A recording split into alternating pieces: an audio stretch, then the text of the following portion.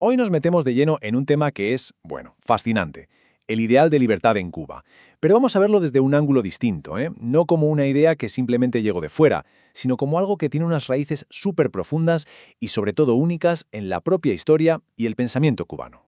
Y esta es la pregunta del millón, la que va a guiar todo nuestro recorrido. Ese anhelo de libertad tan cubano, ¿de dónde sale realmente? ¿Es, digamos, un copia y pega de modelos de otros países o tiene su propio ADN, forjado en sus propias batallas, tanto intelectuales como políticas? Pues vamos a descubrirlo. A ver, para entender bien lo específico, lo cubano, primero tenemos que mirar el panorama general. Antes de aterrizar en la isla, hay que entender cuáles son los cimientos de ese pensamiento liberal que, la verdad, le dio la vuelta al mundo y sirvió de base para muchísimos movimientos de liberación. El pensamiento liberal se sostiene básicamente sobre tres pilares fundamentales. El primero, la idea revolucionaria de que cada persona tiene derechos que nadie puede tocar: la vida, la libertad, la propiedad. El segundo, que el poder del Estado no es divino ni absoluto, sino que viene del consentimiento de la gente. Y el tercero, que es clave, el Estado de Derecho, la idea de que todos, desde el presidente hasta el último ciudadano, estamos bajo las mismas leyes. Se acabaron las arbitrariedades. Vale, ya tenemos el marco universal. Ahora sí, vamos a acercar la lupa a la isla. Porque el liberalismo no llegó a Cuba y se encontró un solar vacío, que va. Se encontró un terreno ya abonado, preparado por toda una generación de pensadores que ya estaban poco a poco cambiando la mentalidad de la gente.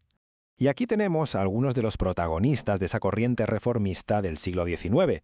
Nombres como Arango y Parreño o José de la Luz y Caballero fueron absolutamente cruciales. ¿Por qué? Porque empezaron a romper con el pensamiento escolástico, el pensamiento colonial de siempre, y introducir ideas nuevas en Cuba. Y ojo, porque este es el punto clave. El trabajo de estos pensadores no fue solo algo académico, de libros y ya está. Al cambiar la forma de pensar, lo que hicieron fue preparar la conciencia nacional. Crearon el ambiente, el caldo de cultivo necesario para que ideas tan potentes como la independencia de España y la abolición de la esclavitud pudieran no solo nacer, sino sobre todo echar raíces y crecer. Y en este contexto, en medio de toda esta ebullición de ideas, emerge la figura que lo sintetiza todo: José Martí. Él no fue solo un líder de la independencia, fue el gran arquitecto de un pensamiento genuinamente cubano, uno que supo coger esas raíces locales y conectarlas con las ideas más avanzadas de su época. La visión que tenía Martí para la Cuba libre era radicalmente inclusiva. Una república con todos y para el bien de todos. Sencillo, pero potentísimo. Sin embargo, esta visión de unidad venía con letra pequeña, con una advertencia muy seria sobre un peligro que él ya veía venir. Porque, a ver, aunque Martí criticaba a los liberales más clásicos por olvidarse de las masas, también veía un peligro gigantesco en la solución contraria.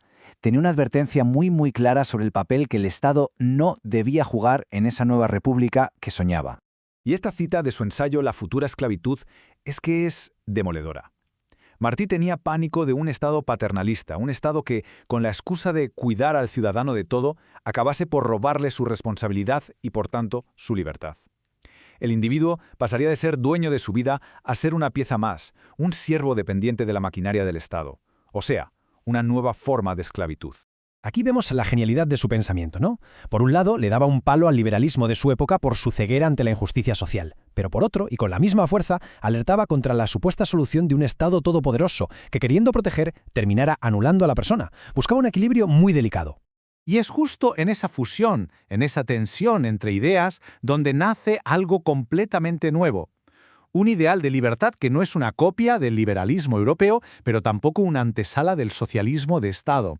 Es algo distinto, algo genuinamente cubano, una síntesis única. Y aquí es donde todo encaja. Principios como que el individuo desarrolle todo su potencial, el respeto a la libertad, la cooperación social y, sobre todo, la idea de un ciudadano activo que no sea dependiente del Estado, todo esto resuena directamente con ese equilibrio que buscaba Martí.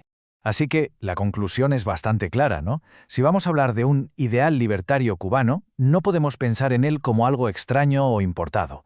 Tiene que beber, sí o sí, de estas raíces, del pensamiento de Martí, que puso las bases de la nación sobre ese equilibrio tan fino entre la libertad individual y la justicia para todos. Y cerramos con esta metáfora de Martí que es sencillamente perfecta. Él no decía que había que cerrarse al mundo, al contrario, lo que decía es que todas esas ideas de fuera debían injertarse en un tronco fuerte y propio, el de la identidad y la historia cubanas. Una lección brutal que nos deja pensando sobre cómo cualquier ideal, para ser de verdad auténtico, tiene que nacer de sus propias raíces,